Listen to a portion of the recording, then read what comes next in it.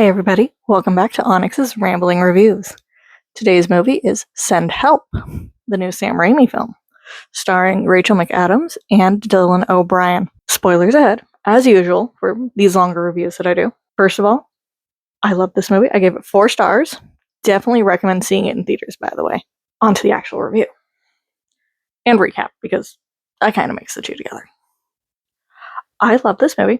It starts off, we meet Linda, who ironically gets prettier the dirtier and crazier she gets. And it's just like, here's my thing with Linda in The Office. I understand she's maybe not the best with social cues or anything, but also I feel like anybody could kind of look around and see what others are wearing in the office and try to match that vibe. And she does it, and I think that's part of the issue there. She's very much like the weird one in the office. I don't think people necessarily hate her, but they just don't understand how to deal with her, and it's just awkwardness. So we meet her, we're introduced to all that, and then we meet Dylan's character. Well, first we meet Donovan, who is going to be the new VP of the company that Linda works for. We'll get into that in a minute. She has filled out a bunch of projections and stuff, and looking back, a bunch of number things for, I think it's, I don't know what kind of a company it is. I think it's a consulting firm that they work for. That's not really important at all for the story, at all. She's filled out numbers and projections and everything for this consulting firm. Donovan takes the papers from her, and she had been planning on being part of the meeting. She had been told she was supposed to be. And Donovan's just like, we wanted a smaller amount of people, and I'm going to do it. He takes her name out. He presents it as his own work. He's a jerk. There's no preamble to it. He's just a jerk from the get-go when we meet him. But then we are introduced to Dylan's character, Bradley, who is the son of the guy who started the company or was the last person in charge of the company. And so he's now in charge. I guess that's a little bit of nepotism. I'm not entirely sure on that part of nepotism. Linda had been promised the VP, or maybe not promised, but it was very heavily implied that she would be getting the VP position at some point in the future with Bradley's father. But then he passed, and now Bradley's in charge as the president, and he has chosen Donovan as his VP. Now, this isn't nepotism, but it is whatever it is where you choose your best friend to do the job, even if they are fully underqualified. It's a form of nepotism, but I think nepotism more implies familiar relations, but whatever. Linda was also eating a tuna sandwich at her desk, and girl, just go eat in the break room. You don't need to eat tuna at your desk. Also, nobody wants to smell tuna. I don't care who you are. You can eat your tuna sandwich in the break room. People will complain about the smell, but at least you're in the break room where it makes sense to eat it. Don't eat it at your desk. Nobody's going to like you. That's definitely not how you make friends. And she congratulates Bradley on his promotion. And she has a little bit of tuna here on her mouth when she meets him. It does not really go well. And then she learns that Donovan's getting the position, and she goes to talk to Bradley in his office, and he's just like, you know what? Come with us on the Bangkok merger thing. I'm pretty sure he's planning on just leaving her in Bangkok and flying out with the rest of the guys after the merger's over, if whatever happens there. We'll never find out. Spoilers. But I think that was his plan, was to just leave her in Bangkok.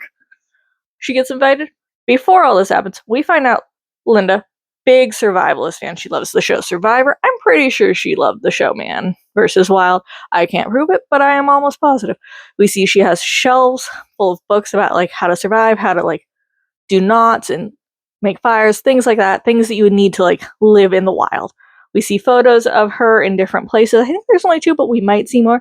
One of them's in a canyon, one I think is in a mountain. I'm not entirely sure on that second one, even though it's the first one we see. And then we see her starring an episode of Survivor. Ironically, the most recent season that I've seen, which was 47. I have not seen anything more recent than that, and I didn't see anything before that for a while. It was a good season, though. So, we see that. So, we know she likes Survivor. We know she kind of understands how to survive. And this is mostly done through show don't tell. Minus the, telling of, hey, she's watching Survivor, but it's not really telling, it's also showing. That's a weird one. Whatever. She also has a pet bird named Sweetie. Not important to the plot, but I wanted you to know this. I think Bradley's disappointed when she shows up to get on the plane, because the looks that he's just like, damn, really was hoping she wasn't going to show up. So they get on the plane. On the plane, Donovan's there, and there's 2 other guys. We never know their names as far as I'm aware. I think we meet one of them in one of the first scenes talking about karaoke, which is a weird, awkward interaction, but again, not relevant. One of them has found Linda's audition video to get on the show Survivor, and he's showing it to the others, Bradley, Donovan, and the other guy whose name I do not know. I don't think we ever know.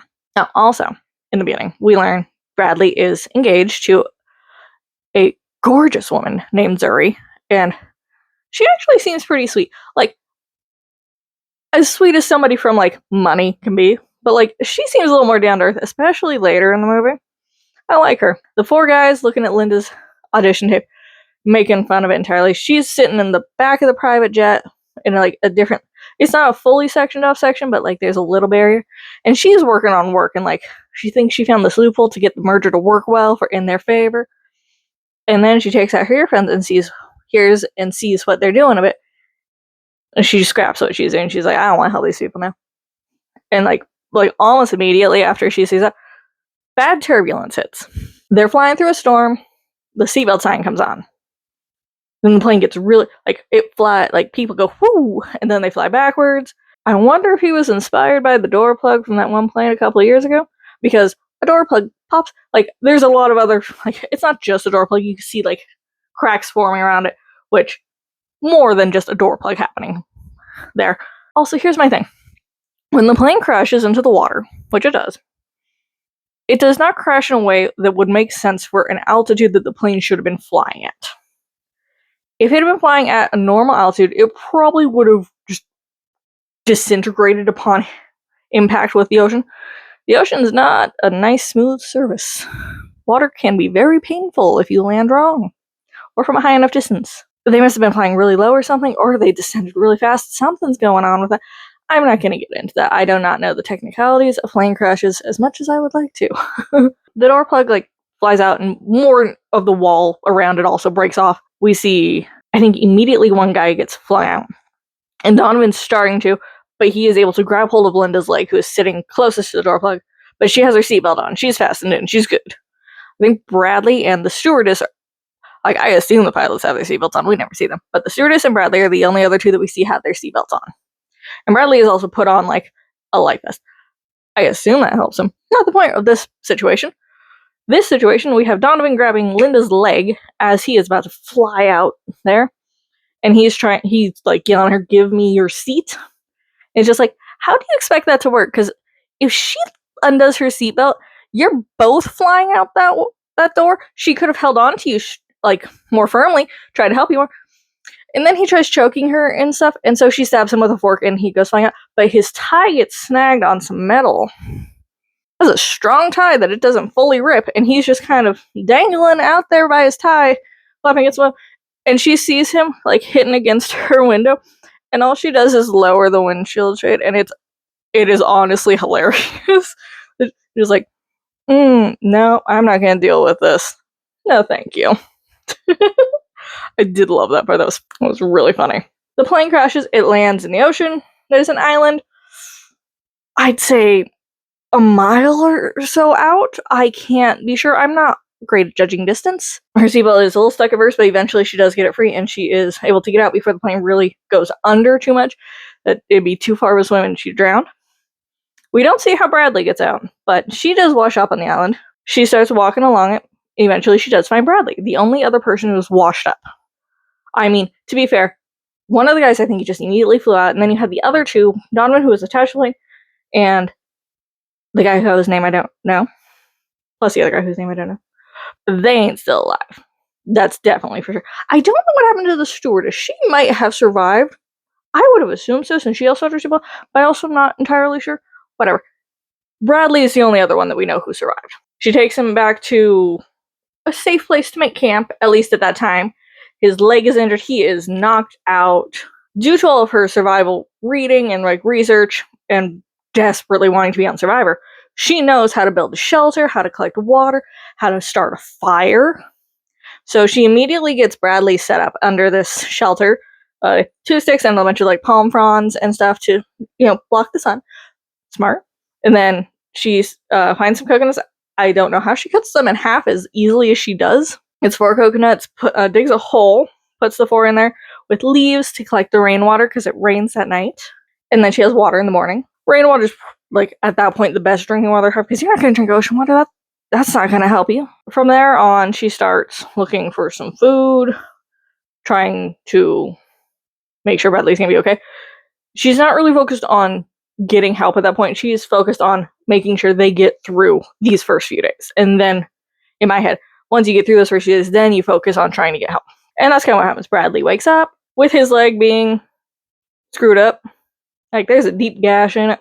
It's actually not that bad looking. I don't know how deep it is. All things considered, his leg could have been a lot worse off. All things considered, he could have been a lot worse off. That worked in his favor. And also the fact that he's stuck with Linda, despite him not really liking her, that is the best person to be trapped on that island with, as far as we know at this point. While Bradley is stuck, just resting under his little shelter, Linda goes off. She goes hunting. She finds a wild boar. And we see her come back from hunting. And she's just like, you ever been hunting? As she throws down the boar head at his feet. Not only his feet, it's like right next to him. And she's like, I think I like it. We see that in the trailer, so like, with more context, it's actually funnier. But like, she killed a boar, she got the meat. Bradley's sort of able to like, crawl around, his leg isn't great, but he's able to move a little bit now. So they eat meat instead of just fruit or fish. Yeah, because the first thing she feeds him is fish. And I think he just doesn't like seafood. Like, it's never said or anything. I think he just doesn't like it because tuna, he had a problem with that.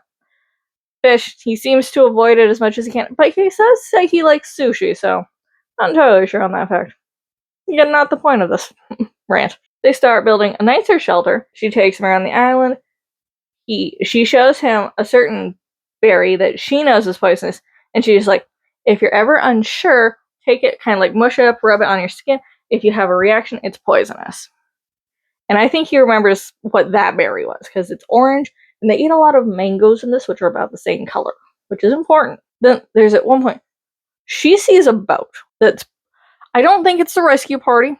We learn later that it's not a rescue party, it's just a delivery service for this rich man's house. We'll get to that. We will get to that. But she's like, no, I don't want to be rescued yet, because she's living her survivor dreams right now. Also, she has a hot guy there to keep her company. Yeah, I understand a little bit why she wanted to get help, but also at the same time, girl, at this point, you're probably guaranteed that VP position because you've kept him alive. He owes you. You're better off going back with this life debt now. She hides, then goes back. When they're on that walk she shows him that berry. She's like over by these rocks that are in an X shape because there's 2 rocks on the island. Kind of make an X. It's a cool visual. She's like, over there the forest is just really thorny and spiky.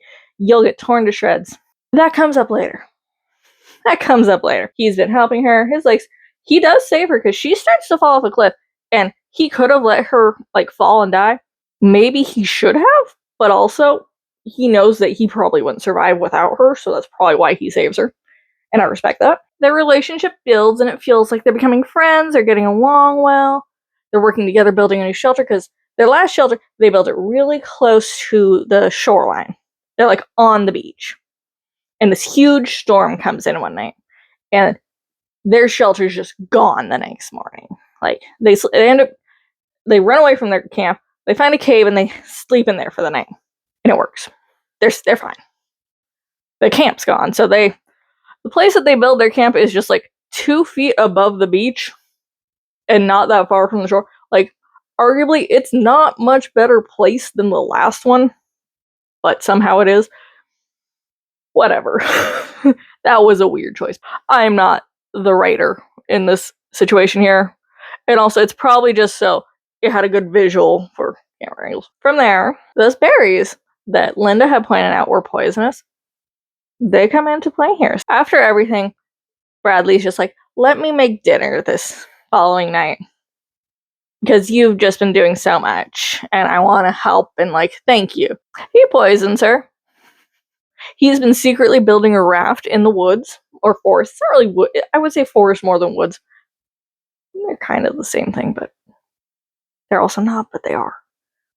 Whatever. Semantics. Forest and woods. So he's been building a raft, or he's been trying to. builds a decent raft. So once he doesn't give her enough to berry to kill her. He does not kill her. She does not die. But she is kind of like paralyzed, kind of like just foggy and like really messed up from eating those berries that he had put on the sushi.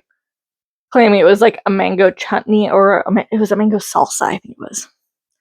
But there's just a lot of like it blends it, like the berries blend in with mangoes. It looks similar, so it's just like how can you really tell without eating it or like rubbing it on your skin? I guess she has no reason to not trust him right now. Speaking of not trusting, she found a knife at one point, and she claims that she found it washed up on shore. That's not an impossible theory, except for how pristine that knife looks. If that knife had washed up on shore from anywhere in the ocean, there would at least be some amount of rust. It would not look as clean and pristine as that knife that she has is. That knife is important. She keeps it on her like 99% of the time. There's a few times when she doesn't. She pretty much always has it on her. Knife is not important to the scene, but it's good to know that we have a knife. Because the knife is important in later aspects of the story. She's like foggy. She's messed up. She's been poisoned. Not deathly poisoned, but poisoned. So he runs into forest, jungle, grabs his raft, and goes to the ocean. He's just like, I'm getting away. I'm going to go find some shipping lanes and find a boat. Because he has food and water like strapped to it. And, the raft does not immediately fall apart. It does eventually fall apart. He doesn't get super far. And as he's drowning, not really drowning, but like falling into the water after his raft has broken up due to a big wave, he sees a vision above him of his fiancée, of Zuri, who then throws up on him. Because it's not Zuri. It is Linda who has pulled him out of the water. Despite the fact that he tried to poison her and everything, she's still just like, I don't want you to die. I just want to hang here with you forever. She pulls him out, and she starts giving him CPR as she is actively throwing up on him, like purging the poison from her body. It is disgusting. Wow, she still saved you despite the fact that she's not great right now. And the next scene we see, she offers him food. It looks like a nice little like skewer. Like there's little tiny octopuses or octopi. They might be squid. I'm gonna go with octopi and some other stuff, but it's mostly it. The only thing Bradley eats is top octopi at the top of the stick, which apparently is one that will cause paralysis. It will not kill you, but it will numb you. You won't feel anything, and you won't be able to move. Linda, at this point, is just like, you tried to run away. Why would you do that? And she threatens to castrate him. And we think she goes through with it until she pulls up a rat that she's like gutted. And I'm like, where'd the rat come from? Wow, that is an extreme go-to for him wanting to get off this island. Just like, you couldn't just let him leave. You couldn't help him build a raft. And yet somehow, even after all this, they still end up working together, and he still like pretends to trust her. I understand what he's doing. Like, I do. I get it. He wants to live. So he's got to do what he can to survive. She's pretty much gone crazy at this point. Like, this is the moment where you realize she's lost it. She does her thing. She doesn't castrate him. She just guts a rat. And then you see them working around camp some more. And then at one point you see her off farther away. I think she's like looking for berries or something. Oh, she's harvesting mangoes. That's what she's doing. And this other boat comes up and they see her because she hid from the first one. They didn't see her. But this one, she doesn't have time to hide before they see her. And guess who it is? It's Zuri, Bradley's fiance, and the captain of that tiny boat. We don't know his name. We just know he's there. That happens. They show up and she's just like, oh no, this does not fit into my plans. But she starts taking them back to the camp, and she remembers that one spot on the cliff edge where she fell down, and she takes them that way. And she remembers where it was specifically, and that's where she pauses to tie her shoe, and she knows that somebody will walk over where it looks like the ground's stable, but it's not. And that's exactly what Zuri does, and she falls, and the boatman tries to rescue her. Linda kind of backs up, and we're not immediately shown what happens. We just see her come back to camp, and like you can tell something happened. She goes to the ocean, she's like washing her hands. There's no blood on her or anything. She looks fine. She's not acting normal. She's acting like she saw something. And she did see something, but she also did something. We're not shown immediately, but that night she has a dream of Zuri crawling out of the ocean, supposedly surviving that fall. It is not real. Zuri's just a ghost, and then you get a Sam Raimi, like, jump scare zombie kind of dude. It's like, that's honestly the scariest part of that movie is that moment right there. Because it's just out of nowhere, you get this random horror jump scare. I loved it. So she's definitely suffering from guilt over what she did. Bradley goes off. She says she's gonna take a sick day, and he's just like, I want to go hunting. I saw tracks for boar. He goes off to find it. He does find it. It runs away. He doesn't kill it. At this point, he doesn't care about that boar, because what he sees in the sand is Zuri's arm. I don't know how we just have an arm sticking out of the sand. The ocean is a cruel mistress, isn't it? But it's the hand that has her engagement ring on it. So he knows that Linda did something. Well, he doesn't know that Linda did something, but like now he's suspicious of Linda, like possibly having done something. Which, fair. That's a fair thing to be suspicious of at this point, especially with how she's been acting recently. And as she said she was taking her sick day, we see the knife on a table. It's like stabbed into the wood. We don't see Bradley take it, but he'd be dumb not to. And he does take it, because we find out in the next scene where we see him showing the ring and be like, I have the knife. And this is where we enter the final act. And this is where it gets the most gory. Despite that boar kill at the beginning, that just had a lot of blood, but it wasn't. It's gory in a way that like makes sense, but also I'm like, I don't know how much blood a boar would like spurt. I'm not going to look into that. He chases her into the forest, jungle, woods, whatever you want to call the densely green area of this island. He chases her in there, and it's sort of a clearing. It's not like you have like the light coming down, but it's like this tree area where like it's kind of a circle, but the trees cover it, so it's not like a full clearing. But like he chases her in there, they get into a fight. He rips out a chunk of her hair that comes off with like scalp and everything. I gotta wonder. I see this a lot in movies. How easy is it to rip somebody's scalp off with that hair? I feel like that will be difficult, but also I'm not going to try to figure this out. And I don't know why so many movie people know this fact. He does that. She bites him and like rips a chunk of his shoulder, like from here off. He tries to gouge her eye out. She grabs the knife and stabs him in the side, and he runs. And he starts running, and she figures out where he's going. And she knows what's over there. She lied about those prickly bushes. If you heard that, that was my cat. No, there's no prickly bushes, there's no thorns or anything that's going to tear you up running through there. There is a giant mansion. And part of me wishes, like, I like the mansion twist. I kind of wish it had been the island that they'd been filming Survivor on, just because that would have been a nice throwback to the beginning with Survivor. That would have been funny. Or if it had been Jeff Probst's house. Also funny. It's neither of those. It's just a nice mansion. He gets in. She's already been in there. That's where she got the knife. She's gotten rid of all the other knives in that house. She has, like, turned off the security feed for the place. She knows this place inside and out. She's in the security room. She's watching cameras. She knows where he is. And so he ends up in, I don't know what you'd call this part of the house, a sitting area where there's some statues. He breaks a horn off of one of them and hides it behind his back as she shows up with a shotgun. I don't know where she got it. It's also, we find out later, not loaded, but Bradley doesn't know this. He pleads for his life. It kind of works until she realizes that the horn is missing from the statue. He goes to stab her with it. He's not quite successful in the stabbing, but he does disarm the gun, and then he gets control of it. And that's when we find that gun's not loaded. And also, it's important to note, Linda is part of strategy and planning, not accounting as Bradley keeps referring to us. No, she is very insistent in strategy and planning. And we see her use a lot of strategy and planning throughout the movie. He tries to shoot her with the gun because, yeah, you would in this situation too, probably. The gun doesn't fire.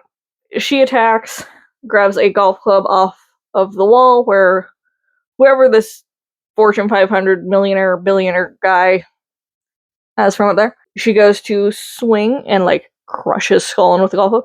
And it transitions to her hitting a golf ball at this, like, celebrity open. The transition is perfect. It is brilliant. It is so smooth. It's hilarious too. And it's just like, look at a real life survivor, the only survivor of this plane crash. She killed Bradley. It's not shown on screen, and I kind of like that, actually. I think it's a good, like, did he live? Didn't he live? He didn't live. And, like, you don't know immediately. And the golf thing is funny because when she went in to talk to him about she should have been the VP, he's just like, I need somebody who I can go golfing with. That's just a good throwback to that. So I'm guessing she took over the company or something like that. Something happened there. She's doing well for herself. She's happy. She's about to write a self-help book called, or talking about helping yourself because help is not coming. It's a good movie. There's a few things that could have been a little better, but like Zuri, when she shows up on the island, she's so happy to find Linda, and I'm like, I feel like she's just like, girl, you kept my man alive. We are gonna be besties. And like, if Linda hadn't killed her, I think they could have been besties. And Zuri definitely would have like spoke up for her to get that VP job, I think. But it doesn't matter because she killed them. She drops a rock on, I guess, the boatman's head, not Zuri's. They both fall off into the ocean. They're dead. So I don't know what she does with the boat. Never see that. Not important, I guess. That is Send Help. Fun movie. Definitely recommend. Definitely has some great comedic timing in scenes. It's funny. It's suspenseful. And it's just a fun watch. Definitely go check this out in theaters. And if you have seen it, tell me what you thought about it in the comments below. Like, comment, and subscribe. And I'll see you in my next video. Bye!